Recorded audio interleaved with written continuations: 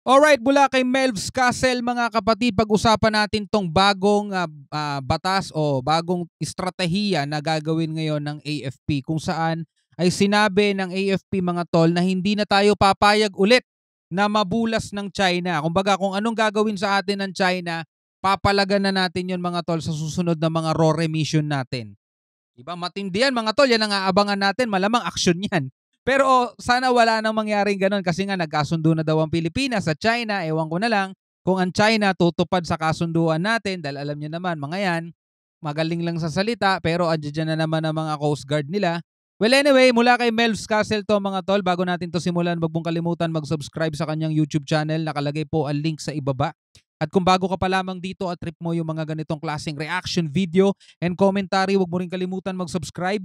Click mo na rin ang notification bell para ma-notify ka whenever na may mga bago tayong reaction video tulad nito. Huwag na natin patagalin pa, panoorin na natin to mga tol. Armed Forces of the Philippines Chief of Staff Romeo Brunner nagsalita na. Pumalag kayo, mapagsaksakang kayo kung kinakailangan. Labanan at huwag kayong matakot sa mga incheck. Sa bibig na mismo ng general ng AFP lumabas ang salitang yan. Nasabi nga ni AFP Chief General Brunner, kung tatapatan tayo ng palakol, tatapatan din natin ng palakol, di ba? Pero hindi na tayo sosobra doon, di ba? Kung halimbawa kutsilyo ihaharap sa atin, hindi tayo maglalabas ng barel, di ba? So tatapatan lang natin. Ang ibig sabihin lang nun mga tol, hindi na to katulad ng dati na papayag lang tayo na butasin yung barko natin, sirain yung mga navigation equipment. At saka isa pa, sinisingil ng AFP ang China, 60 million para dun sa mga damage, dun sa mga sinira nilang ano natin, rigid boat natin. Dahil sinira talaga nila, pinagmamason nila yung binutas yung mga inflatable boat, tapos pinagmamason nila yung mga yung mga equipment dun . Tapos marami pang mga armas na kinuha nila, hindi pa binabalik magpahanggang ngayon. Kung ano ang ginawa sa sundalong Pilipino, ganun rin ang ibabalik nyo sa mga Chinese. Di na muling hahayaan pa ng militar na magrabyado tayo sa labanan. Pero paggigiit ni General Brunner, hindi tayong unang gagamit ng baril. Yeah. Pero kung paputukan man tayo ng kalaban, dun tayo makikipagbarilan. Pero malamang malabong gawin ng China yan mga tol. Malabong gawin ng China yan. Batay sa mga mga expert, 'di ba? Mga nag-a-analyze niyan. Hindi interesado ang China sa gera. Ang gusto nila magpayaman lang. Alam naman natin mga tol yung mga karakter. Alam naman natin ugali ng mga Chekwa mga tol. Talagang ang gusto nila ay salapi, ang gusto nila yumaman, umunlad. Kung papasok sila sa gera mga tol, mahihirapan din ang ekonomiya nila kahit papano. Napakarami nilang papakaining mga sundalo mga tol. Hindi libre ang gera, gastos din yan. Bawat missile na papuputokin, milyon-milyon din ang halaga nun mga tol. Di ba magkano isang bala ng missile kung convert mo sa peso? Masyadong malaki rin yun mga tol. Ganun din sa kanila . Hindi libre ang gera mga tol. At saka syempre papakainin din nila yung mga sundalo na yan.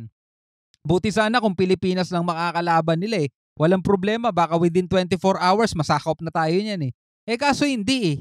'Di ba? Marami tayong mga kaalyado kalaban nila, halimbawa US tutulong sa atin. Alam naman natin ng US mga tol, warprek din yung mga yan. Ang dami nga nilang gerang kinasasangkutan ngayon 'di ba? Pero eto, kahit may kakampi tayong Amerika, tatandaan yung mga tol, wala pa ring nananalo sa gera. 'Di ba? Isipin niyo na lang mga tol, yung mga anak niyo imbis nag-aaral sa eskwelahan, imbis na kayo nakakapamasyal sa mga mall, natutupad ninyo mga pangarap nyo. Ngayon pa nga lang walang nangyayaring gera, ang mahal na ng mga bilihin . Ang mahal ng gasolina, mahal ng kuryente, mahal ng mga bilihin. Imagine nyo mga tol, kapag nagkaroon ng gera dyan sa West Philippine Sea, di ba? Paano yung mga parcel nyo? Di ba? Paano yung mga kalakal, mga ini-import natin para sa atin? Magkano na kaya ang presyo ng crudo? Magkano na kaya presyo ng gasolina? Siyempre, pag tumaas ang presyo ng gasolina, nagkakaroon ng domino effect yan. Papalo na rin yung mga presyo ng mga pangunahing bilihin natin, mga tol. 'Di ba? Isa pa lang 'yon sa resulta ng gera, mga tol. Bukod pa doon sa mga talagang gagastusin ng ating gobyerno at sa mga masasawi, kawawa naman, 'di ba? Kaya wag sana mga tol. Wag sana tayong umabot sa ganong punto. Meron pong umatake sa atin, no? At ang gagawin po natin is that we will apply the same level of force that would allow us to defend ourselves. For instance, kung gumamit po siya ng kutsilyo, gagamit rin tayo ng kutsilyo, no? Hindi po yung lalabis, Yeah. hindi lalabis dun sa yes, that's the concept of proportionality, no? So Proportionality, hindi po okay. umatake siya, hindi po natin siya babarilin. Utos lahat yan ni Commander-in-Chief President Bongbong Marcos Jr. Nauna na kasing sinabi ni PBBM noong nakaraang linggo, wala nang kakwenta-kwenta pag nagpahain pa tayo ng diplomatic protest. Kailangan nang gumamit ng pangil. Nakakasawa na rin kasing laging mabait. Panahon na raw para mapagtigasan tayo at di na muling magpapabuli sa China. Laban tayo, ang ibig ko sabihin po doon ay hindi natin haayaan na basta na lang ibuli tayo ng ganon, no? Katulad nung nakaraan niya, of course, may mga dalang mga armas yung ating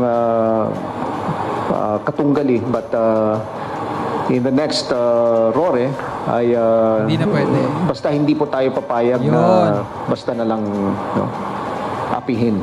At tulad nga nung sinabi natin ng mga nakaraan, mga tol, though hindi tayo pumalag nun, pero nakakahanga pa rin, nakakabilib pa rin, mga tol, yung ating mga sundalo kasi talagang magiging ano ka talaga, bibilib ka talaga sa kanila eh. 'Di ba? Kasi sa mga ordinaryong tao, mga tol, yung ganunin ka, papalag at papalag ka eh, pero tingnan mo, mas nanaig sa kanila yung ano nila, yung disiplina nila kaysa dun sa personal emotion nila. Napaano pa rin nila, napatupad pa rin nila yung tinatawag nilang maximum tolerance. Kasi kung sa atin, mga tol, 'di ba? Wala tayong training, sasabak tayo sa ganun tapos bigla may susugod natin sa ating mga tsekwa. Mga tol, baka kung anong madampot natin dun, palo na lang natin sa ulo ng mga, pero hindi, 'di ba?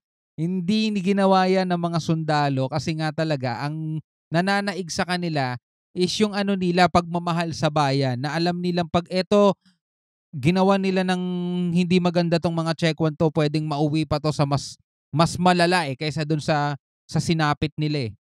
Biruin mo dun sa sundalong naputulan ng daliri, mga tol. Kalmado pa rin siya, 'di ba? Kahit na putol na yung daliri niya, hindi siya yung tipong nagmalarambong nag-ano doon, 'di ba? Nagwala doon, wala. Ni walang bumunot sa atin, mga tol. Ganong katindi yung mga sundalo natin talaga. Titibay ng emosyon ng mga 'yon. Naghahanda naman ng Chinese Embassy dito sa Pilipinas ng 60 million pesos. Bayad ng China Coast Ayan oh, sira yung cellphone, oh, bali oh. Oh. Guard sa ninakaw nitong baril at sa pagbutas ng mga bangka ng Philippine Navy. biruin Ang mo. tanong ngayon, magbabayad kaya tong makakapal na mukha? That China pay 60 million pesos 60 for the million. damage that they caused Actually, maliit yun eh. Paano yun naputulan ng daliri, di ba?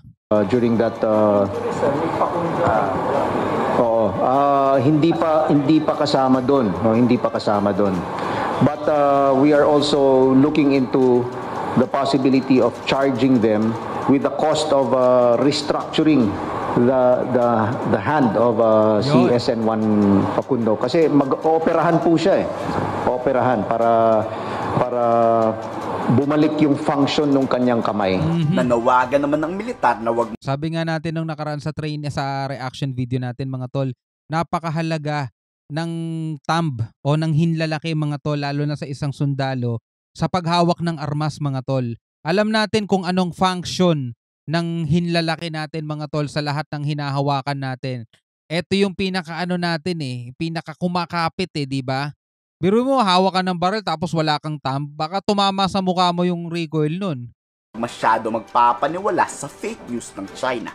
Tinatakot lang tayong gigirahin para isuko natin ang West Philippine Sea. Actually, napanood ko yung 'di ba? Binibigyan natin ng reaction yung kay Senator Amy.